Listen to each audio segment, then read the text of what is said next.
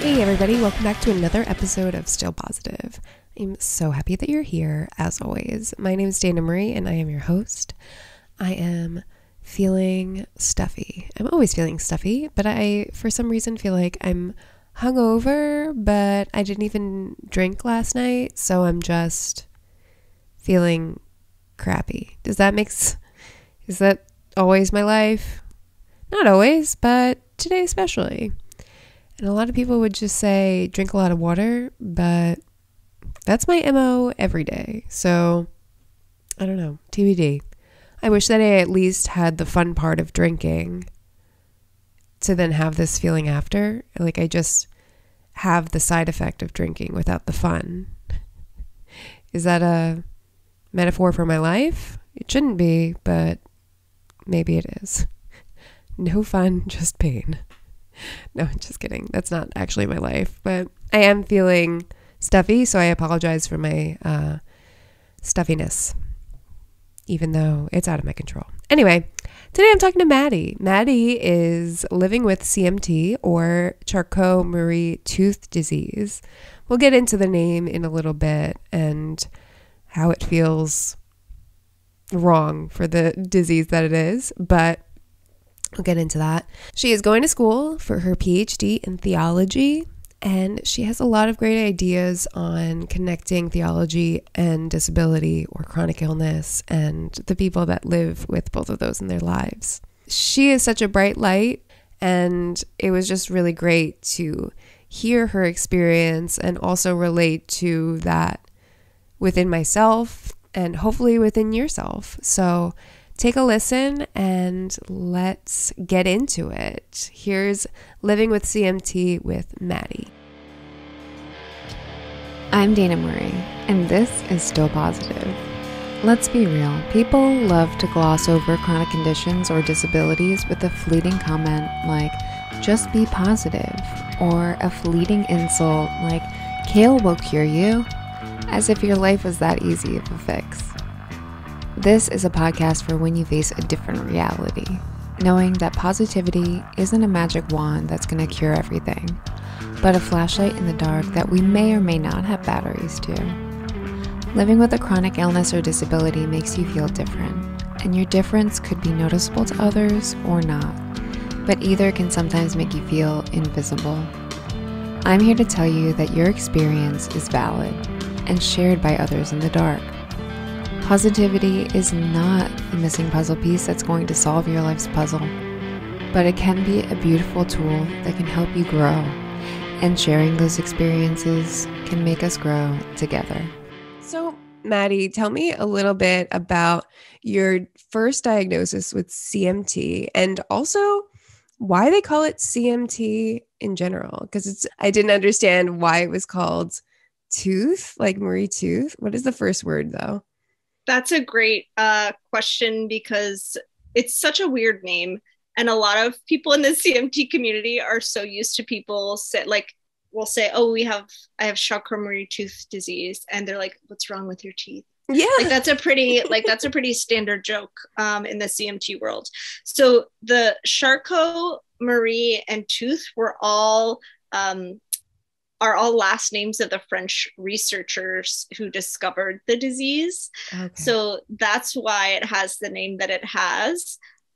Still a very odd name. Maybe we could come up with something catchier, like a cute nickname or something. But yeah, CMT also gets confused with country music television.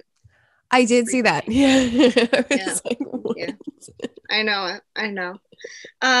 Okay, so yeah, CMT, Charcot-Marie-Tooth disease, is a hereditary neuropathy that causes gradual nerve degeneration and muscle loss in the feet, legs, arms, and hands. The progression is different for everyone, and it also depends on what type you have. So I have type 1A, which is the most common type. And I know people in 1A who use wheelchairs. I know people in 1A who don't even get diagnosed till they're 65 because they haven't had any symptoms. So it varies widely. I was diagnosed officially in high school, But my parents noticed that something was off when I was about 5, and they noticed that I had some pretty severe scoliosis, like when I was wearing a bathing suit. So we got that checked out. And then, you know what, the pediatrician's office, when they hit your knees with a little rubber thing to check your reflexes. So I never had those reflexes. And that was the first sign that there was something going on. So I think in about 5th or 6th grade, I had an awesome pediatrician, and she knew what CMT was. And she said, you know, I think this is what it is. You can get genetic testing to confirm. And I didn't realize how lucky I was to have that experience, because a lot of other people with CMT had a hard time getting a diagnosis because it's a relatively rare disease, and not many doctors see it very often. So it's a little bit more difficult to diagnose. So I was lucky though, in that we found it pretty early, got an informal diagnosis that was later confirmed in high school. And the other interesting thing about my experience, which is I think like 30% of people, is that mine was a random mutation. So no one else in my family has CMT. It was a completely new thing for my parents. And that brought with it a lot of interesting challenges and conversations and the whole thing. But most people I know with CMT have it in their family. So like their parents have it or the grandparents have it. And so they kind of know what the deal is. They know what to expect. But yeah, mine was a random mutation. So finding out about it was a little bit shocking, and we kind of had to learn as we went. Yeah, and learn together too, because at least if the family had it, then they would have, like you said, a better understanding of what it even was. Wow. Yeah, exactly. Well, at least you get to like do research together, I guess. But that is so scary because you're so young at that point. What research are you really doing? It's really just your parents. Yeah, exactly. And to be honest, I didn't want anything to do with learning about it until I was even in my 20s.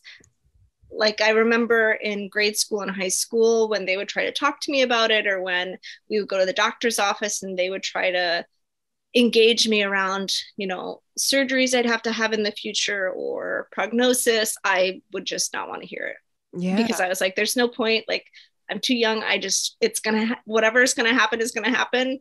And I kind of just pushed it out. So I didn't even take part in any of the learning. I intentionally did not learn about it until I was older, because I kind of didn't want to deal with it, for better or for worse. That was just a coping skill. Yeah. And thanks for bringing that up, because I feel like a lot of people are in that space and maybe feeling a bit guilty about, you know, not researching and not knowing every single detail about it. But sometimes, like you said, it's a coping thing. Like, you deal with this. Yeah. Tell me what I got to do. And like, you let me know. Yeah, exactly. Need to know only. Like, tell me what I have to do to get through this year, and I'm going to do that, and it's going to be fine.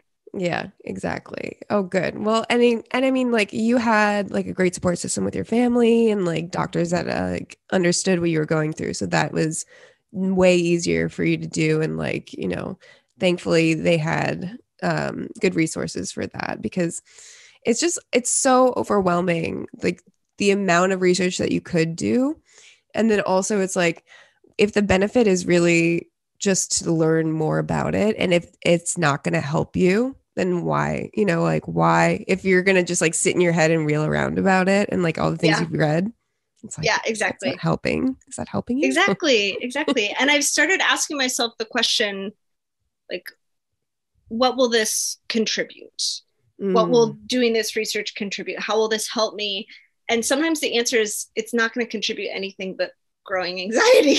Yes. You know? So, and if that's the only thing, then I'm just not going to do it. Yeah, I don't need it right now. Right. If I can come into that space of like doing research or finding out more, and it's going to help me prepare for something in the future, or help me understand what my body is going through better, sure, like that's wonderful. But I have pretty tight boundaries around reading into research about the prognosis and stuff like that, because trying to be present to the present. Yes, no, totally. I appreciate that.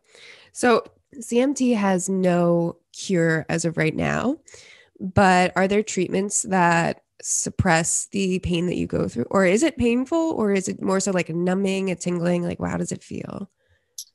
Yeah, so it depends a lot on individual people's experiences. CMT is a neuropathy, or does involve neuropathy, which means that it often comes along with, or it often includes neuropathic pain. So neuropathic pain, though, can be experienced in different ways. It can be the numbness, tingling. I think most people that I've talked to with CMT experience like a burning sensation.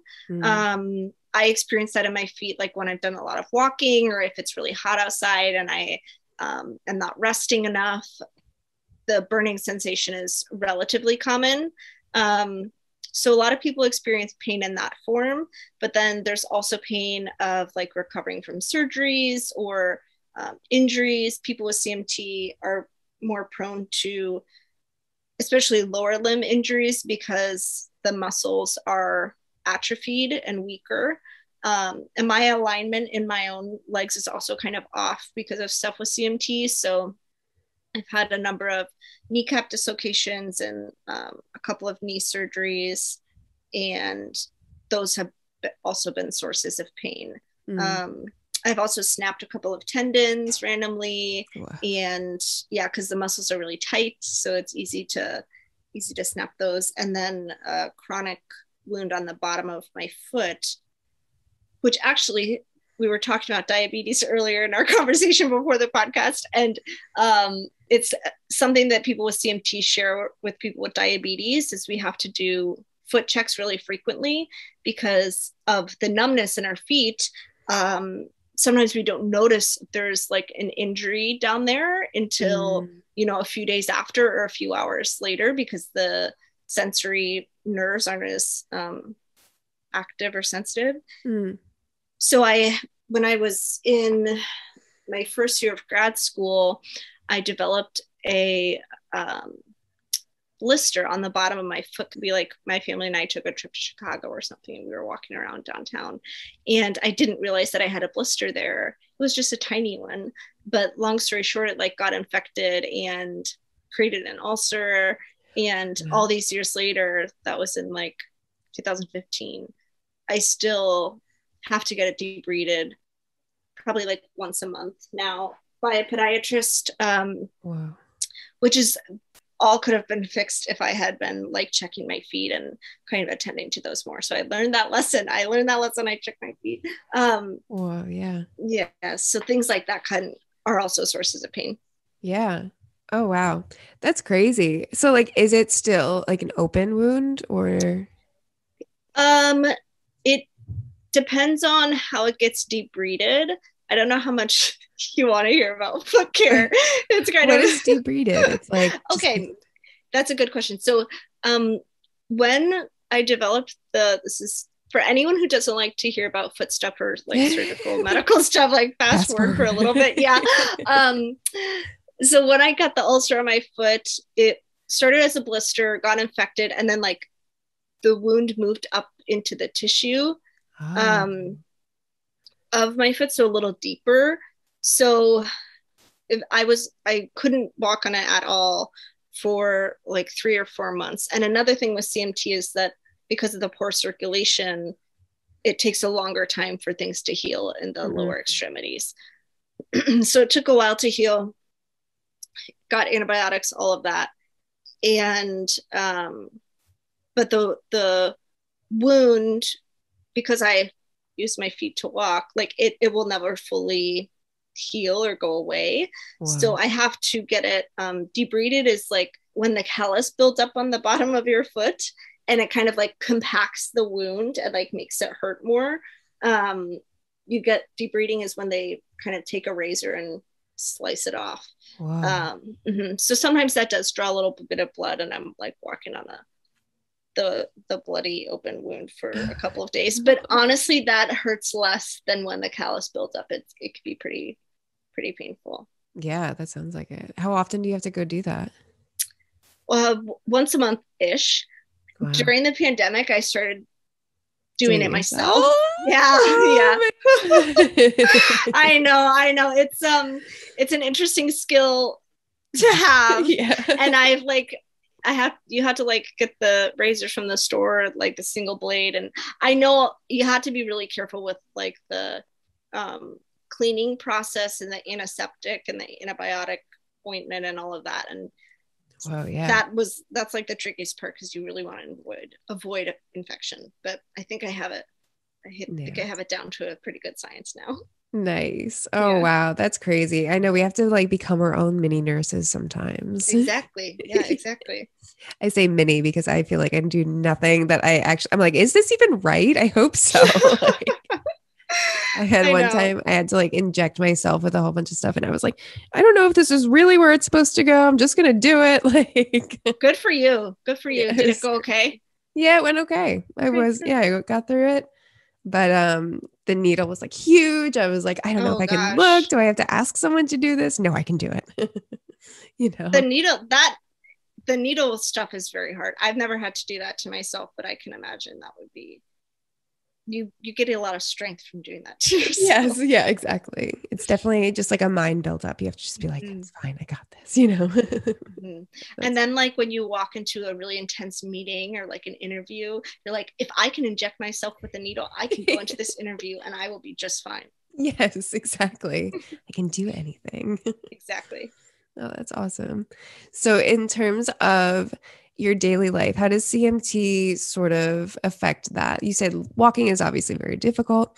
Are there days in which it like varies? Like some days you're like, I can walk a mile, and then other days you're like, I can walk 2 steps. Yeah, that's basically exactly right. It does vary a lot based on my energy levels, based on how I've been sleeping.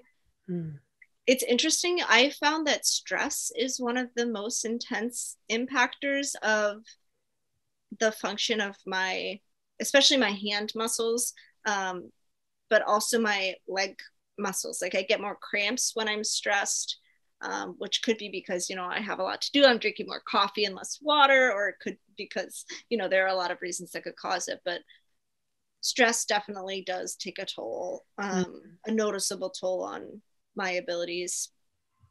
Yeah, a lot of it depends on energy. For me, I would say I have a decent amount of energy, especially at this point in grad school. I'm just kind of sitting and reading all day, so it doesn't require that much. I'm able to, especially with my leg braces, walk like pretty decent distances. Before I got my leg braces, I would get tired from like walking a block, and it would be too much, and my feet would kind of, they almost like give out. I don't know how else I could describe that. So like the muscles that get the most tired are the ones in my lower legs, and especially the ones that lift up my toes to walk, which is called dorsiflexion. So before I had my braces, when I would go on walks, my dorsiflexion would get worse and worse the more tired I became, which would make me more prone to tripping, and that can get dangerous because, again, the injuries, I'm prone to the injuries. So after I got my braces, though, those hold up the bottom of my feet and keep my feet at a 90-degree angle. So the muscles doing the dorsiflexion don't have to do anything really. And after I got those, my energy return was incredibly, like a 180. Yeah, it was crazy, all of the things that I didn't know that were so hard to do. And once I had my braces, I realized, wow, if this is what it's like to walk for people, I mean, no wonder they want to walk everywhere. Yeah, seriously. Yeah. How did that decision-making process go for you? Like deciding to get a mobile aid at this, how old were you when you decided to get braces? I was 27. Okay. Yeah. Yeah. So it was late 2019. Yeah. So I, in high school, had been recommended for the leg braces that I have now. My parents took me to like a specialty center in Detroit with Dr. Shai, who's a really well-known doctor for CMT patients. Now he's in Iowa.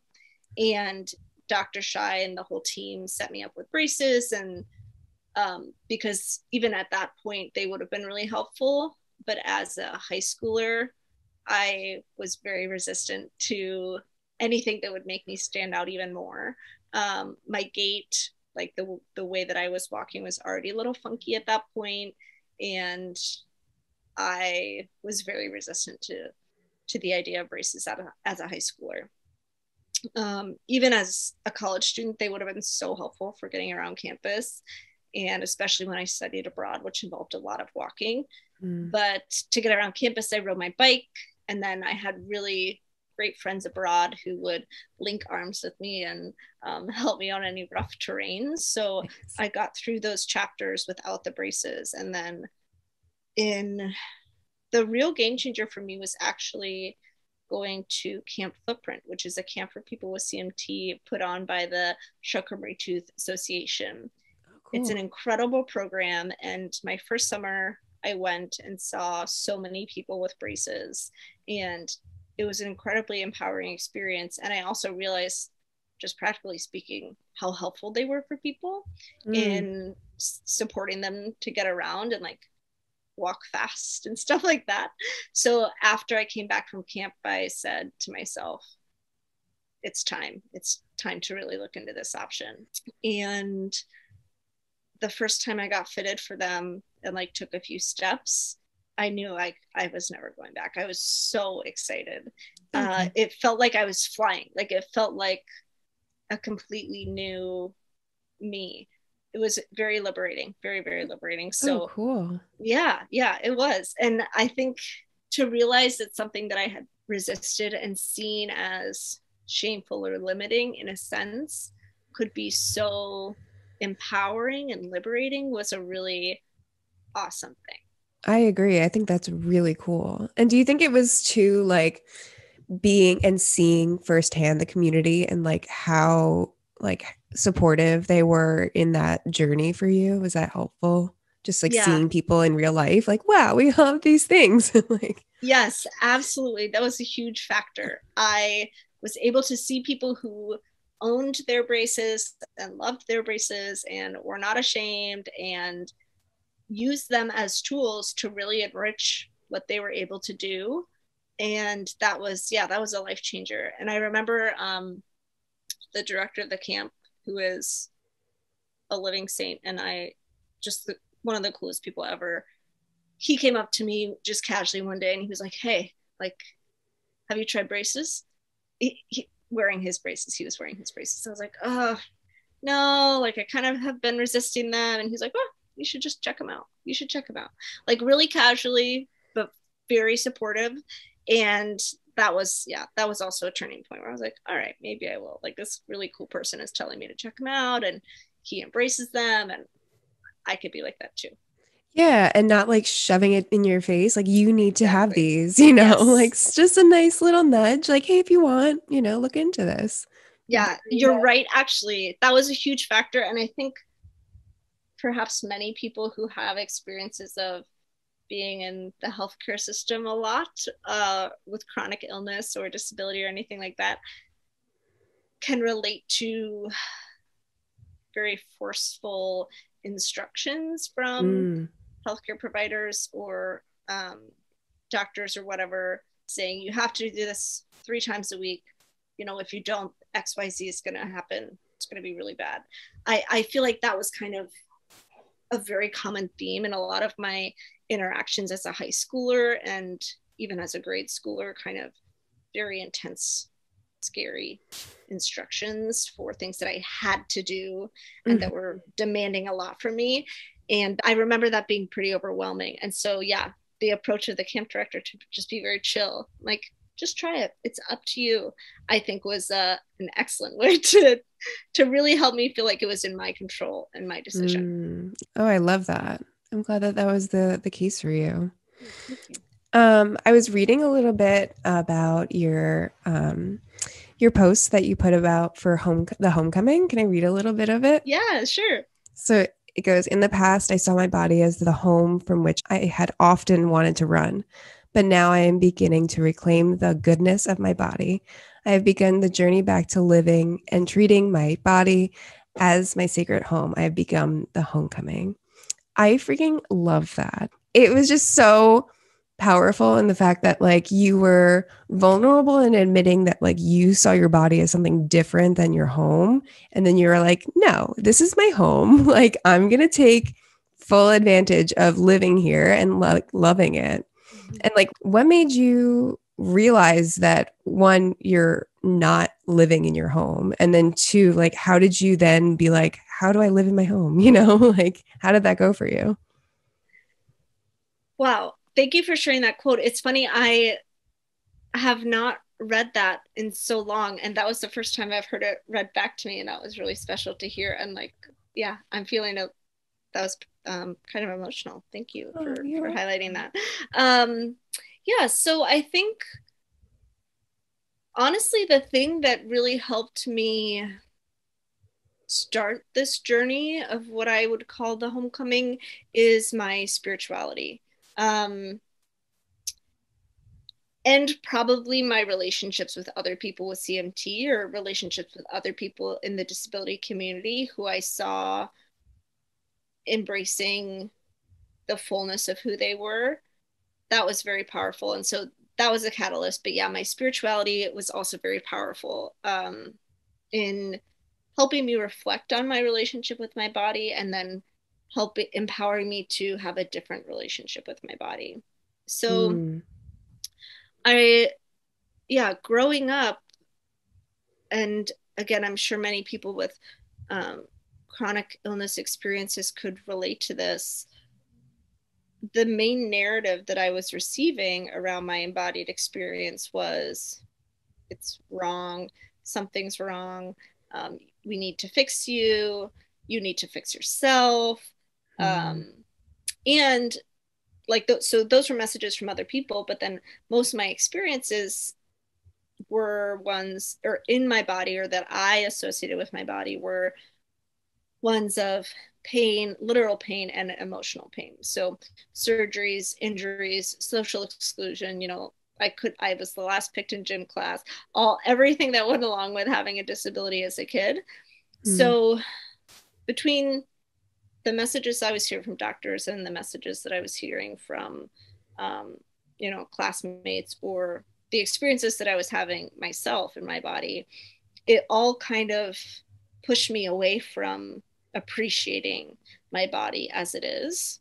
And I started to realize that I viewed my body that way when I took a class on spirituality and sexuality, actually, which would require a whole nother podcast topic to unpack what that meant and included. But basically the idea was that your body is good, and there are so many gifts that we can receive from our body and our senses, and attending to those can be like attending to your own sacredness. So that was kind of a turning point where I started to reflect on how I had viewed my body as kind of an only bad thing, or something that kind of brought pain and isolation. And I started to intentionally try to recognize more the good things that my body had brought me, or the positive experiences that I had been given through my body. And that was kind of the inspiration for starting the Instagram, kind of sharing more about my journey and the complexity of living in a body that has experienced both pain and joy simultaneously, and both, honestly, because of my disability. Like, disability has not only been a source of pain for me, it's also been a source of joy and empowerment and community and really cool learning and everything in between. Yeah. No, definitely. I think that it's just like a whole different you know? And even though you've grown up with the CMT, I think that because you maybe wanted to just not deal with it, you know, that was also a source of, you know, this is just something that's happening to me, but I'm not in control, which that alone, just not being in control of anything, that's enough to make you not want to associate yourself with the thing because you're like, I don't know what to do with this. Like, this is just happening. So like, I'll let it happen. But taking a little bit of that control back in like just loving yourself, like that's even, a big step in just like realizing like I can love myself and like have this happen to me, but also understand that like things are going to just happen. And like the way I react to them is like how I can give myself that love back or something. I love that framing of control. I don't know if I've ever thought about it in those terms, but yeah, that's exactly right. That's so powerful that a lot of my experience with disability has been feeling out of control and or not having any control over my body or how I view my body. And part of the homecoming journey has been taking back control over how I tell my story, how I view myself, and what I choose to focus on when I think about my embodied journey and how I frame my embodied journey. I like that. Thank you for that. Yeah. Yeah, of course. I love that too. What exactly are you going to grad school for? So I am getting my PhD in systematic theology. Whoa, that's so cool. Yeah, it's interesting. It's interesting. And my focus is on embodiment and experiences of limitation, which would include disability, and experiences of grace or sacredness in the body or through embodied experiences. Cool. Oh my gosh, that's awesome. And how many years do you have left or? Oh boy. So I'm just in my first year of the doctoral program, so I still have 4 more years after this. Oh man. Yeah, I'm in it for the long run. But I will say that I love school, and growing up with CMT, throwing myself into my schoolwork was my coping mechanism, my most effective coping mechanism. I feel that like school and reading and writing and processing everything I was going through those mechanisms really saved me and allowed me to find joy and thriving in an area where maybe I wasn't feeling it in the physical aspects of my life. So I'm happy to be in this program. I feel really lucky to be able to be doing it, and so far it's been a joy. Oh, that's great. And what do you plan to do once you get done with it? Like, what are your next steps that you are looking forward to? It's a great question. I think my dream of all dreams would be to be a professor. And I actually taught high school for 3 years before I started my doctoral program. And I loved it. I loved it so much. So to be able to do that in a university setting would be the ultimate dream. But it's very competitive, and COVID is changing a lot of the ways that universities are structuring themselves, and theology. There's theology is, believe it or not a very popular field. So there aren't very many jobs. There are a lot of people who want to do it, but not very many jobs. So I'm open to whatever happens. Before I was applying, or while I was applying, I kind of had a moment with myself where I thought, even if it doesn't lead to a career in academia, would this still be worth it? And my answer was yes, because I love the learning process and the opportunity to study. So right now I'm just trying to enjoy the process for what it is, and we'll see how it unfolds after.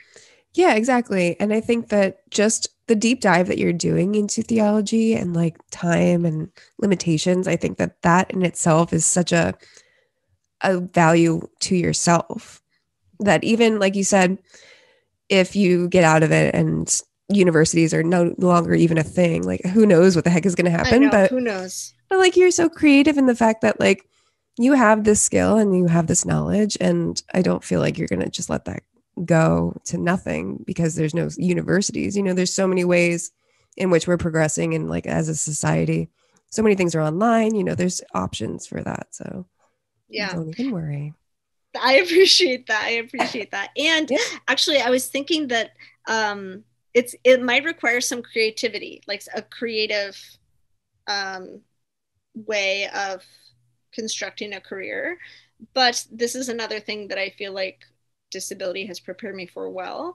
This is just a random hypothesis. I have no support, but I feel that people with disabilities or chronic illness or experiences of embodied limitation are really creative because we have to navigate, especially navigating spaces that are not made for us and that do not cater to us, spaces or systems. You have to figure out like how to move through those literally or figuratively, creatively when they don't cater to you, and look for like ways around certain things. I feel like I'm embracing creative paths because that's kind of what living in a different type of body has forced me. I don't want to use that word, but has forced me to do in many circumstances. Yeah. And I was reading a little bit too about your experience, even teaching or going to school and having it not be accessible. Mm-hmm. So interestingly enough, the ADA accommodations that are required for public buildings do not transfer to all buildings. So churches don't have to follow the ADA rules. Some like universities that have really old buildings, they don't have to follow the ADA rules. So there are some interesting loopholes there. In my grad program, hilarious. So the library was 2 floors, and the accessible door where you could push the button and the door would open was on the bottom floor, and you had to take steps to get into that door. Oh so gosh. It just, clearly not designed by anyone who is really thinking about the experience of people with disabilities. But right. So the first 2 years of that program, it was fine to go into the front door because I was not on crutches and I wasn't using a wheelchair or anything. But then I like popped one of my tendons my very last semester there, and I was on crutches and like a walking boot for a few weeks. And I had my backpack on, and the door was super, super heavy. So it's not like you just swing it open really quick and put the crutch. Like anyone who has been on crutches can probably tell you this skill. Like you swing it open really fast, you put the crutch there, and then you can kind of make your way in. But this door was not opening quickly, and it was very heavy. Right. Anyway, so I wrote a bunch of letters, and one of my professors actually, I told her about it, and she helped me advocate with the big people on campus for this cause. And they did end up putting in an accessible door a few months later. But not without drama. There was all the stuff about, it's going to cost so much. It's very expensive. The door is too old. I heard it all. Eventually, they got it taken care of, though. So every time I go to that, they told you that to your face. Oh, it's very expensive. Blah blah blah. Oh yeah, the front desk. Yeah. Mm-hmm. That is so rude. Mm-hmm. It was. It's sad because I think a lot of people genuinely, they don't notice the real barrier that it presents to people who actually have mobility needs that are different from their own. Yeah. And it makes you feel like a freaking, like they are, by even just saying the store is expensive, it's making you feel like an inconvenience and a burden. Exactly. Which is not the case. Like you are the burden. Like you guys having not an accessible door is a burden to me. Like, yes, you should have figured this out before, And what's crazy is like, it wasn't just me. I had seen other people on crutches or in wheelchairs using that library and that door, and it still wasn't like, there was never anything done about it until I basically wouldn't stop harassing them. Well, good for you. Seriously.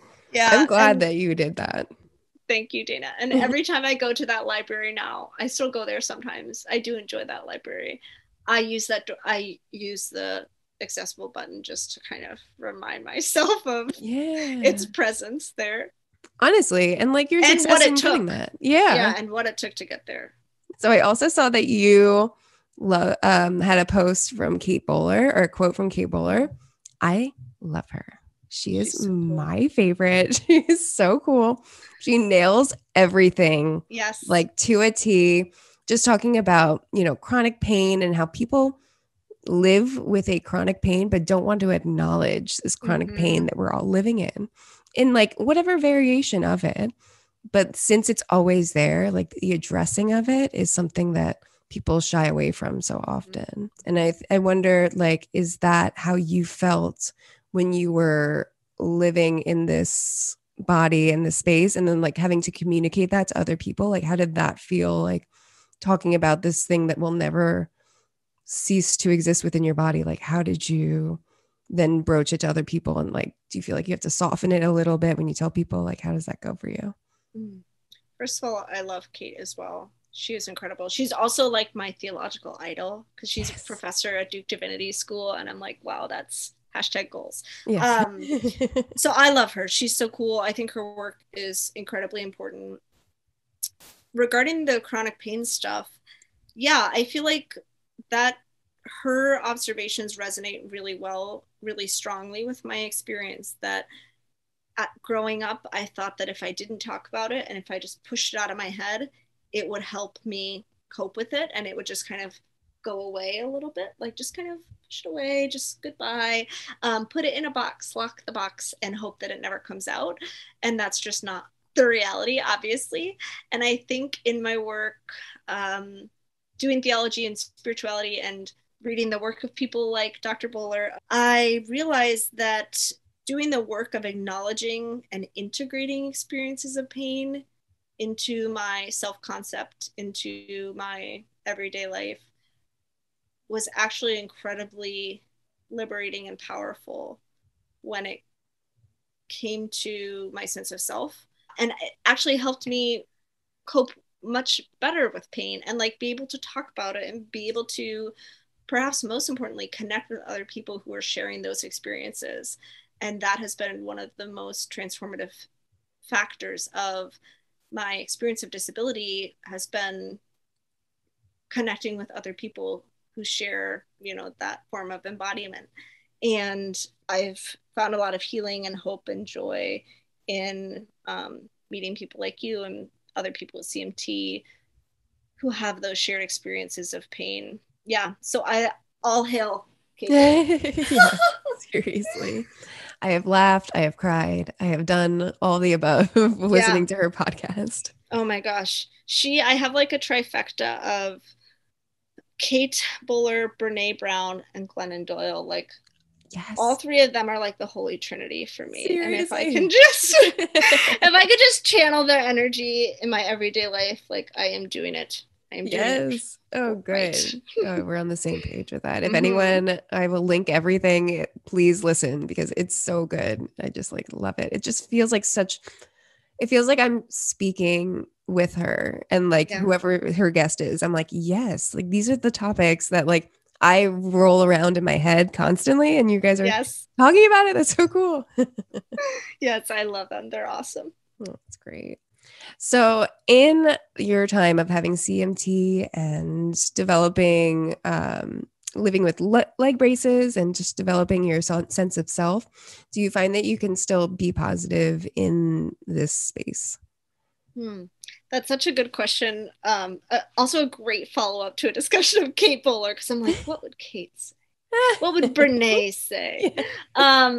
Yeah, I think that being positive, it's very complex because it can easily slip into toxic positivity, which is just kind of bulldozes all of the real hard experiences and puts a little bow on them and says, it's all good. Everything will be okay. And I think I probably, at points in my life, have embraced that mindset, just again as a coping mechanism, trying to just make everything kind of disappear and go away. And as we all know, it does not work like that. So for me, positivity, I think, is the embrace of the whole story, the darkness and the light and the low points and the high points, and kind of tuning my eye intentionally to see the suffering, acknowledge the suffering, but also the joy and the grace and the tiny, tiny sacred moments that come out of lives of all kind, including my life with a disability. And when you were talking about being positive, I was thinking about the word hope and the concept of hope, and how I've been able to embrace hope in my journey with a degenerative disease. And hope is a very complex, just like authentic, maybe positivity that's not toxic, but like real, genuine positivity. Hope is a complex topic. So for me, that means being real about what I'm seeing in the darkness, and also making sure that I'm constantly noticing the little sparkly lights that are scattered throughout each day, and attuning to those and doing everything that I can to enrich those moments and to notice them when they happen, and to like prime my life to accept those tiny little happy moments, and grounding myself in something bigger, which again comes back to my spirituality, remembering that pain is not the last word. Yeah, so there's light even in the darkness. I think that's what it means. You get the gist. No, yeah. Yeah. And I agree. It is such a complex question. And that's why I like to bring it up, because, you know, it's so hard to be positive in these times. And I think what you said about living in this world of toxic positivity, and like, I too lived in that moment for a good portion of the beginning of my diagnosis. Like, everything's going to be okay. This has happened for a reason. And it was only until like a couple roadblocks later that I was like, this seems not right. Like, this seems like there's no end in sight. I don't know what the positive message is. I'm not getting it. Like, it must be me, but it's not. It's just like this narrative that everything's fine, you know, you're going to get through it. And then when you don't, you're like, something's wrong with me. But it's just what life brings you sometimes. That's right. And it's funny, when I was teaching high schoolers, one of the most controversial conversations we would have is about this idea that everything happens for a reason. For some reason, there's a false idea that this comes from Christianity. This is not a Christian idea, that everything happens for a reason, but it often comes up in Christian circles.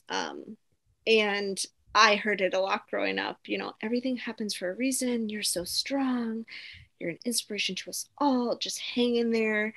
And I don't think everything happens for a reason. Like, there are so many things in life that the reason, even if it's happening for a reason, that reason is not ever good enough to justify some of the suffering and evil in our world.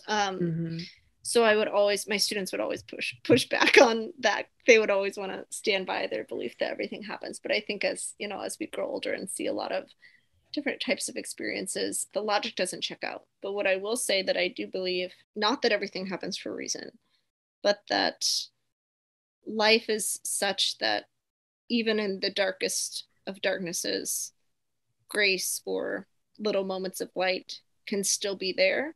And in still being there amidst the darkest darknesses are stronger in that sense, that they're still there. The darkness cannot drown them out. So that's kind of what what your points reminding me of, Dayna. I love that. The strongest lights shine through. Mm-hmm. Mm-hmm. So is there any sort of foundations or people that you support that you would like to share? So the nonprofit that's been the most helpful for me has been the Charcot-Marie-Tooth Association, the CMTA. They are the ones who put on Camp Footprint. They're the ones who have,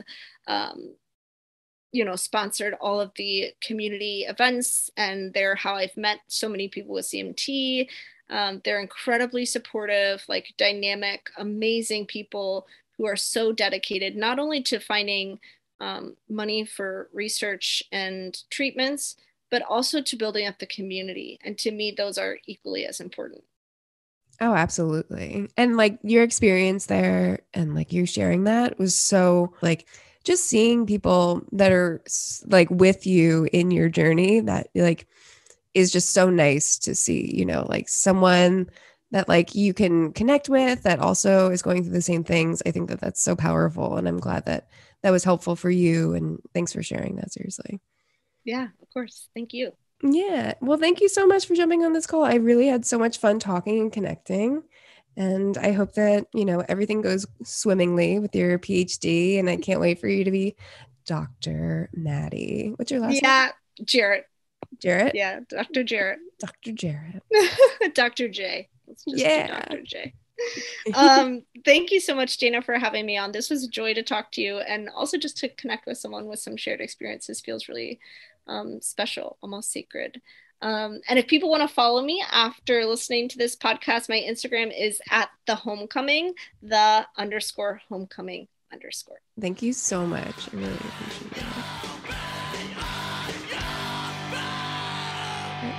And that is our episode. Such a great call, and I loved connecting with her about her theology and just learning more about her disability and the similarities from a chronic illness standpoint to a disability standpoint, and where the psychology and the thoughts that we have link up. I loved that, and I loved talking to her. She's so bright and fun, and I just really connected with her. So I thank you, Maddie, for jumping on the call. As always, if you want to follow Maddie on Instagram, I'll have those links below. And keep in touch with Still Positive. If you follow us on Instagram, give us a shout out, give us a comment, let us know what you think. And also follow us on YouTube or social media. We are everywhere. We can always be with you, still positively. Thank you so much for tuning in, and stay tuned for another episode coming at you as soon as possible. Stay sick.